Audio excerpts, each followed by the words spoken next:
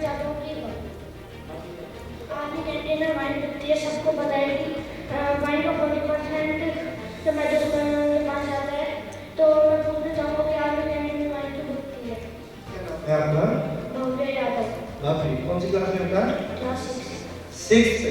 देखिए भाई के मन में एक क्वेश्चन आया, प्रश्न क्या आया, जैसे कि हमारे बहुत सारे बच्चों के मन में एक होता है ना, तंबाकू में लिखा रहता है कैंसर, वाइन में लिखा रहता है कि इससे नुकसान होता है।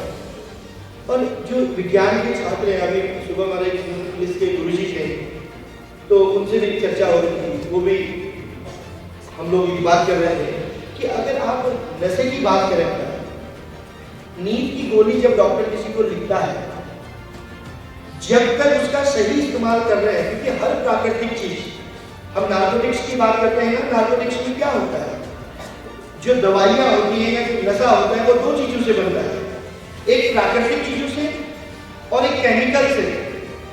लेकिन जो मेडिसिन हम लेते हैं बेटा, चाहे कैंसर का ट्रीटमेंट होता है, चाहे हमको कभी कोई प्रॉब्लम हो जाती है, कोई भी बीमारी होती है, तो उसके लिए हम लोग केमिस्ट से या दवाई लेते हैं, तो बेसिकली वो भी ड्रग है, ड्रग वो भी है। लेकिन जब उसका इस्तेमाल हम दवा के रूप में करते हैं तो हम ठीक होते हैं, लेकिन जब हम उसका इस्तेमाल ज्यादा करते हैं, जब हम उसके लती हो जाते हैं, वही फिर नशा बन जाता है। जिस वाइन की ये बात कर रहे हैं, जब आप -डिग्री टेम्परेचर में जाते हो, जिस समय हमारे देश के जवान बॉर्डर में जाते हैं, तो उस जिसको हम बरंडी भी बोलते हैं, अगर सीधी भाषा में बोलूं तो हम कहते हैं कि ये बरंडी है। तो वो दवा आपने बड़े बुजुर्गों ने देखा होगा, जब बच्चा छोटा छोटा पैदा होता है, कभी पेट में दर्द होती है, तो हम अपनी दादी को या किसी को देखते हैं, वो 1 चम्मच गुनगुने पानी में डाल के अपने बच्चों को पिलाते हैं। कई बार उसका इस्तेमाल दवा के रूप में भी किया जाता है, लेकिन वो जहर तब बन जाता है जब उसका इस्तेमाल बहुत ज्यादा हो जाता है।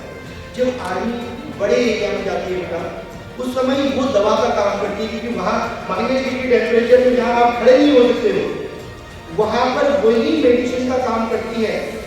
लेकिन उसका दुरुपयोग तब होता है जब 6वीं से लेकर 17 साल का बच्चा, -डिग्री टेम्परेचर तो छोड़िए, जो आधा घंटा बैठ नहीं सकता है, जब वो इस्तेमाल करने लग जाता है, नुकसान तब होता है। और मैं आपको ऐसे भी बहुत सारे फौजी को दिखा दूंगा, ऐसे बहुत सारे सैनिकों को दिखा दूंगा जो इसका इस्तेमाल भी नहीं करते।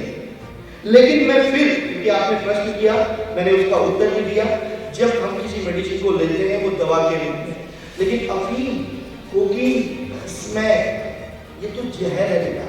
जैसे आप कहते ना कि कंप्यूटर चमत्कार और अभिशाप, जब आप अपने मोबाइल को यूज करते हो अच्छे कामों के लिए, वो चमत्कार होता है, सोशल मीडिया की ताकत होती है। लेकिन जब उसी मोबाइल को आप पबजी के लिए इस्तेमाल करते हैं, तो वो अभिशाप बन जाता है, वो नशा होता है, जहाँ पर बच्चा अपनी दुनिया में खो जाता है।